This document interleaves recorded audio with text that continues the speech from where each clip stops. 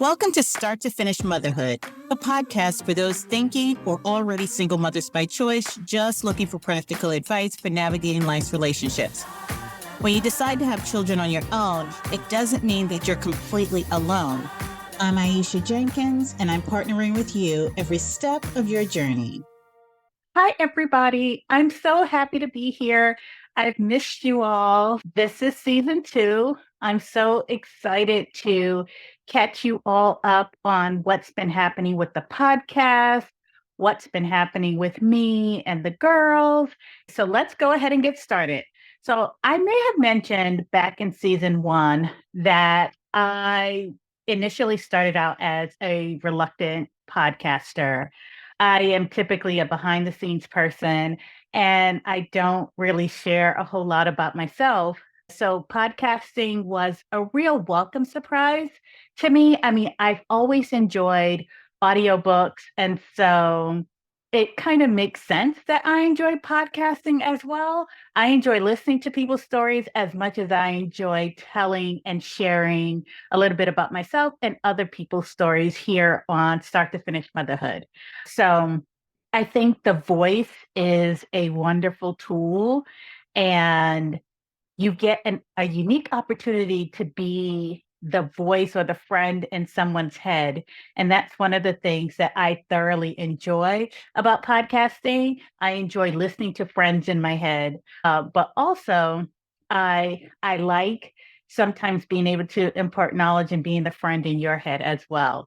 Okay, so the other thing that I really enjoy about podcasting is that I have had the opportunity to meet so many wonderful and interesting people, and a lot of them have been guests here on the podcast. So, season 2 is going to be awesome. I feel like I've hit my stride. I really had to come out of my shell a bit to invite people to be on the podcast and to really listen for the stories that I thought would resonate with you all. And so I'm excited to be able to share a lot of those stories and different voices here in season 2. Okay, so switching from a co-hosted podcast to a solo one wasn't exactly easy. Like I had to find a way to talk to you all without you actually being here and without you conversing with me while I am in the moment. I mean, I get your feedback and I get your emails and I appreciate them dearly. So thank you and keep them coming. But I really had to find a way to get the humor and to get the stories to come across to you the way that they occur in my mind or the way that they occur like in the moment if it's something funny with one of the kids. And so that is a unique skill. And so I had to really listen to different podcasts, recommended podcasts, to see where my actual lane was. Okay, so let me catch you up on my summer. To my surprise, it was a busy summer, and I don't know why. Well, okay, I do know why, because we start planning summer sometime around January. And so it is almost like you're playing Tetris with the dates and your calendars and your family and trying to line things up and kind of project into the future where you're going to be, how you're going to feel. And so I thought I was spacing things out enough to give the kids a variety in their summer and to give me a little bit of breathing room or a little bit of a break. But that just was not the case. The summer was like whiplash, and I need to reevaluate my planning for next year. So, anyway, the kids are doing great. I have a little person who turned 4 and is really coming into her own and is setting boundaries and body rules and just her thought process. I love talking to her and hearing her tell her sister, nobody's checking for you, Otis, or mind your business, or I said no. And it's just like she is a fully formed person who's just like running around and forming her thoughts and her words. And then I had another little person who turned 9.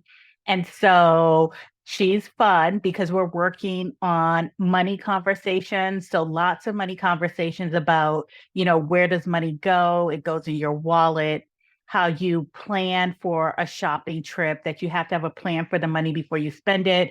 And also like a respect for money, because right now she balls the money up and she puts it in her purse. I find dollar bills here. And I mean, it's like I was a kid again. Like I'm finding money in the washing machine. And so I finally had to sit her down and tell her there's a certain respect that we have to have for cash tender, right? We don't just ball it up. We put it in a wallet.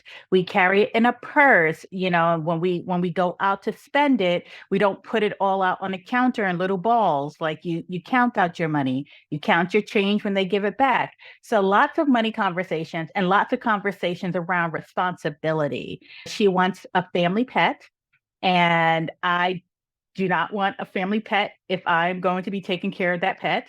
And so we're having lots of conversations about individual responsibility and what that would look like if she had a pet.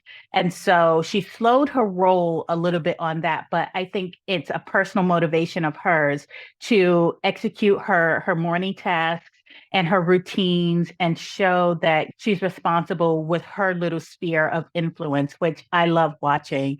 And again, the conversations just keep getting better. She makes me think. She is a critical thinker.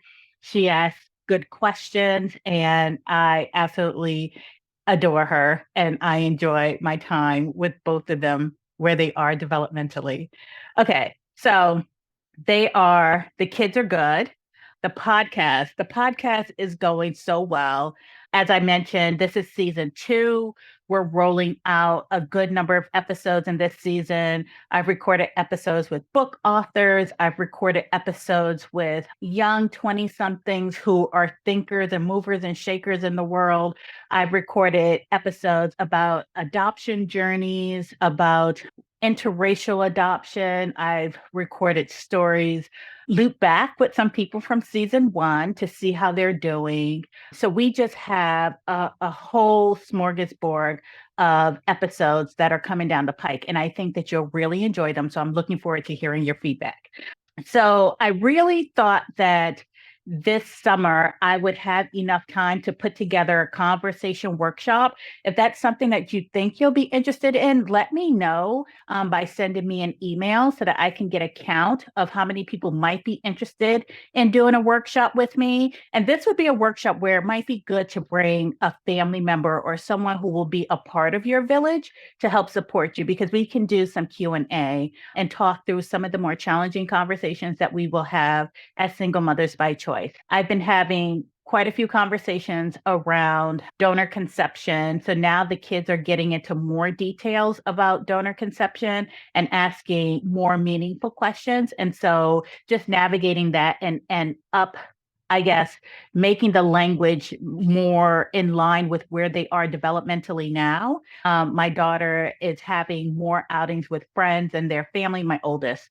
And so is asking questions about, her dad, her upbringing. The baby is still asking questions about my mom and my dad, who are both deceased. And so just kind of talking them through and answering their questions. So I'm following their leads.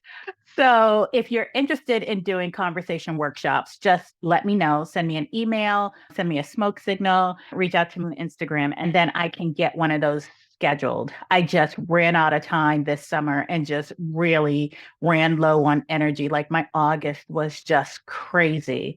Okay. So I've been really blessed to be on both sides of the mic over this past summer. So I've been recording with other podcasters, appearing on their podcast. So if you're not already following my Linktree, it's linktree.com start to finish motherhood. I will put those in the show notes as well. So I've been on a number of different podcasts. I talked about gardening. I talked about, being this wonderful space of being a mom. I am appearing on a podcast where I talk about fertility. I'm planning a podcast where we talk about more fertility, and we just kind of go on tips and tricks for IVF, if you're doing IVF or considering fertility treatments domestically and abroad. So just a lot of stuff that I sat down and really thought about what you would like and what you would appreciate hearing about and listening to. And so hopefully it's both education and entertaining as well and hits the spot and resonates with you. Okay, so I've also spent part of the summer focusing on creating some YouTube resources for those of you who follow the podcast on YouTube, or those of you who just follow a day in a life on YouTube. I also have some gardening stuff there as well. I'm a gardening nerd, but I really wanted to think through the questions and concerns that I had when I was just getting started. And then as my trying to conceive hit the skids, what things would have been helpful for me to know? What were some techniques and methods that I tried? I plan to do one around financing because trying to conceive as a solo person can be expensive. And I may have mentioned this in the past where I'm not a materialistic person. So when I started trying to conceive and was running low on funds, I had an opportunity to sell all the things that I wasn't using, all the jewelry that I'd gotten from dating and being married. And I just got rid of all of that. I'm not really a materials person. I'm more of a spend time with me, hang out kind of person. And so it gave me an opportunity to really clean house and clear out all of the stuff that was taking up space. And so, but I used those funds to help finance my trying to conceive journey for my second child. So, all of these resources can be found on my YouTube channel. I talk a little bit about what led me to become a single mother by choice. I talk about the 5 stages of being a single mother by choice. You know, many people and some of your family members might think that you got up one day and decided, I'm going to become a single mother by choice. What a lot of people don't know is that it is sometimes multiple weeks, multiple months, or multiple years of thinking and planning and scheduling and testing. And it was a few years for me. I think I started thinking at 31 or 32, and I didn't start actively trying until about 36, 37 with my diagnostics. And luckily I did because I did have a fibroid. And so it gave me an opportunity to think through what that would mean and get the fibroid removed and all of those different things. So start early. There's a lot of thought that goes into it. And so don't minimize it and don't let other people minimize that for you. And so, yeah, the 5 stages. Now I'm in the stage of parenting and also adulting. And so I took a stab at trying to date over the summer, and you have to have a sense of humor, is all I'm going to say. So do check out my YouTube channel, subscribe and turn on notifications, and then you'll be up to date on whenever I release new videos. And I try to release a new video at least once or twice a month, just because it's a nice change of pace while I am going through and listening to the season 2 of my podcast. Okay, I will link to my YouTube channel in the show notes as well. Let's see. Also, if you are a Black woman or a person of color and you're interested in getting deeper into community, feel free to join my Melanated Single Mothers by Choice Facebook group. It's growing. People are really making intimate connections, which I appreciate. I think that having a single mother by choice community is just as important as having your own village that you're born into. Single mothers by choice can offer both you and your kids a perspective, an extra layer of support in person or virtual. I do have both in person and virtual communities. I'm in the Melanated Single Mothers by Choice community. That's the community that I run, and you'll hear my voice most often in that community. But I also participate in other single mother by choice communities. So if you do not identify as a Black woman or a woman of color, there is a single mother by choice community for people who are 35 and over. I can send you the link to that. There's a single mother by choice community for women, people who are in the DC, Maryland, Virginia area. So if you're looking for a virtual community, reach out to me. Send me an email at Aisha at starttofinishmotherhood.com, and I'll happily recommend a community for you. I like to be in safe spaces. That's not the Wild Wild West, where we treat people with kindness and respect, and a healthy dose of healthy, loving honesty. And so those are the communities that I would recommend. Okay, so one of the fun things that happened this summer, now that the children are getting bigger and I feel comfortable that they can fend for themselves, one of my godmother, the children's godmother offered to take them for a few days this summer. So I had 3 nights and 4 days all to myself. And let me tell you, you become a changed person after you have kids. I was feral.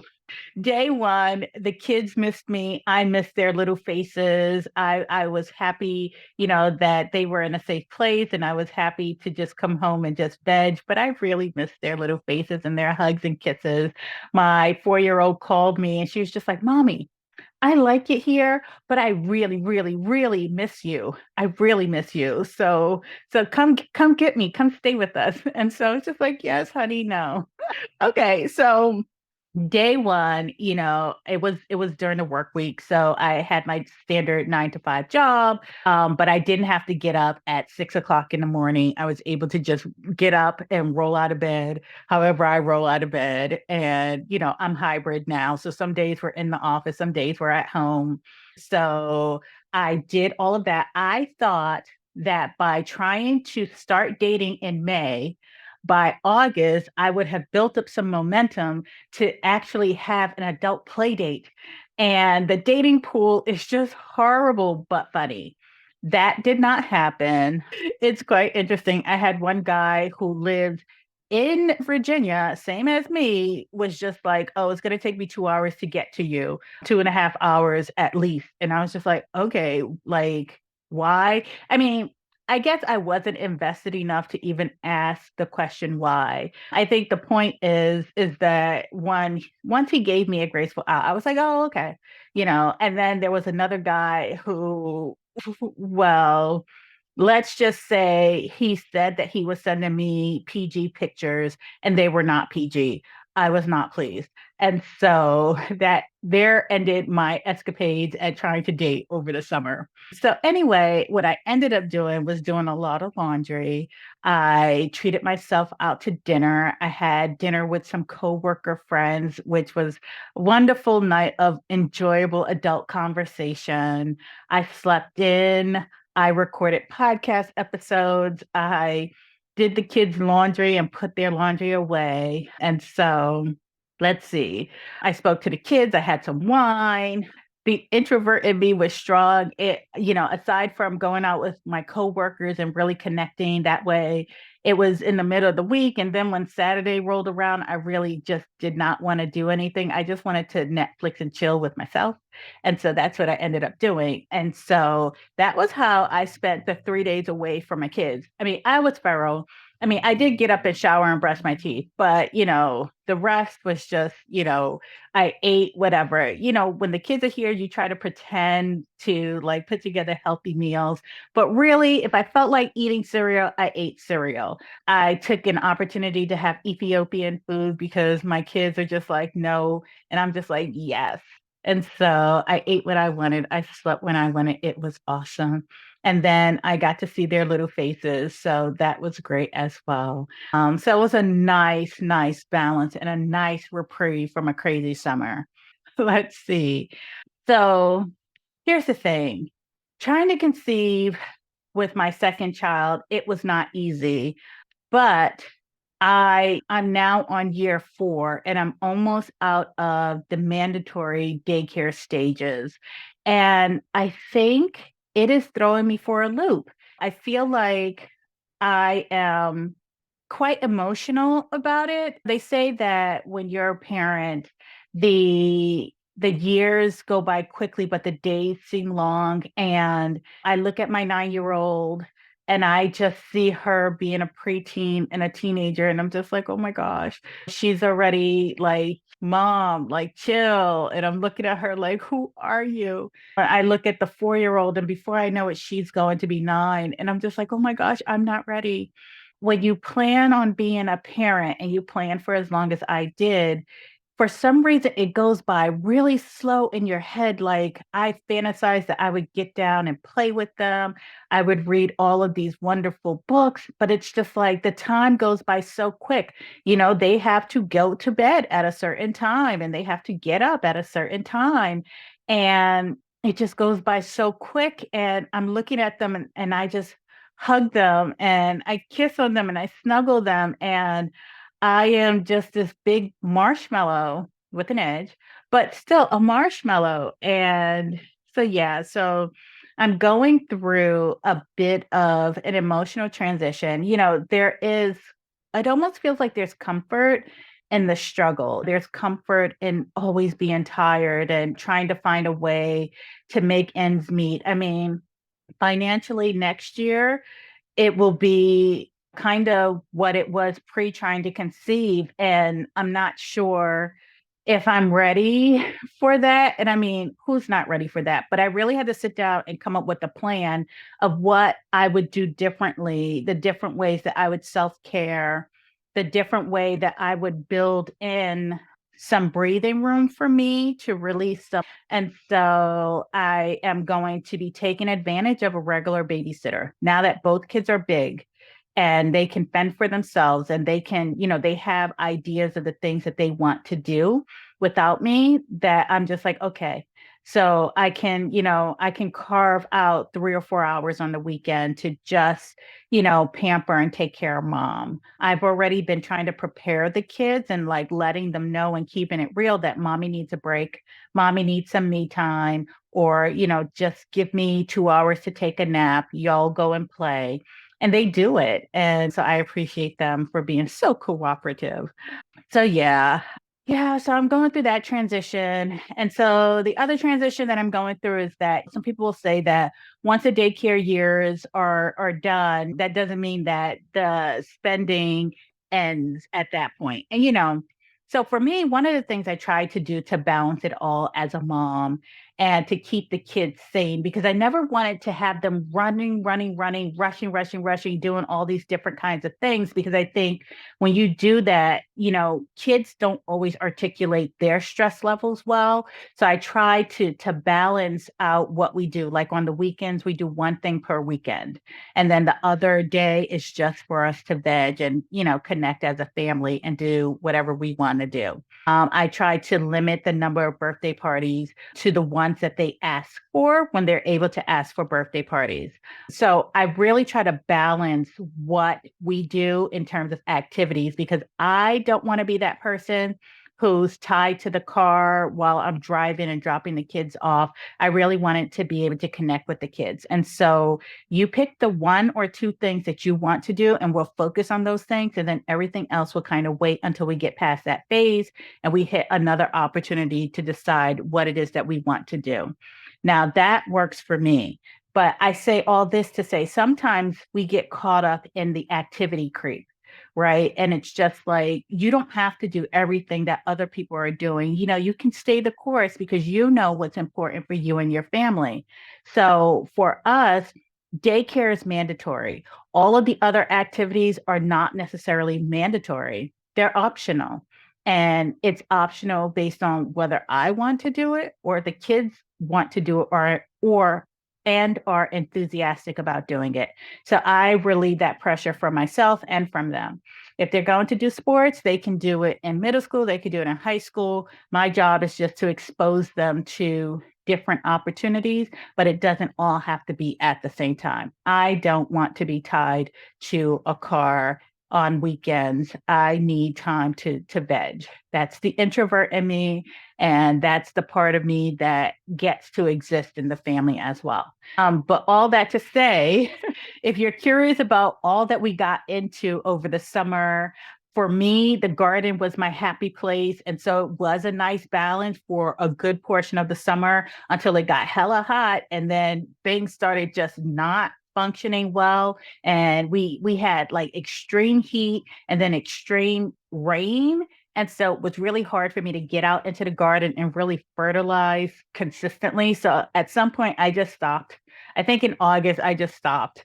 And so, but if you are curious about what we did over the summer, I try to kind of capture what summer is like as a single mother by choice in case you are on the brink and you're wondering. So check out my YouTube channel. And then I tried to capture the progress of the garden over the summer as well. So that's also on my YouTube channel. Okay. So transitions have always been hard for me. I'm going through a transition. I'm not exactly sure what to do with all of the emotions, but they'll probably come out in this season's episodes. There were times where I got choked up as well, but there you'll have it. And so yeah, I think there you have it. That was a total brain dump of everything that has happened since the end of season one.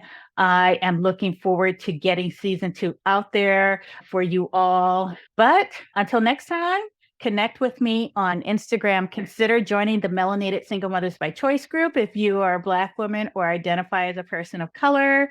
Consider subscribing to my YouTube channel. And then also, if you're interested in a conversation workshop where you can bring a family member or a loved one and your questions, feel free to do that. Oh, and speaking of questions, I am going to have a frequently asked questions episode toward the end of the season. So if you have questions that you have been getting as someone who's either a single mother by choice or are along any of the stages in your single mother by choice journey, or if you are getting questions from family members or just commonly asked questions or questions that you might have, send them to me at Aisha at starttofinishmotherhood.com, and I'll happily answer them for you personally in your email, and then also as part of the frequently asked questions episode for season 2.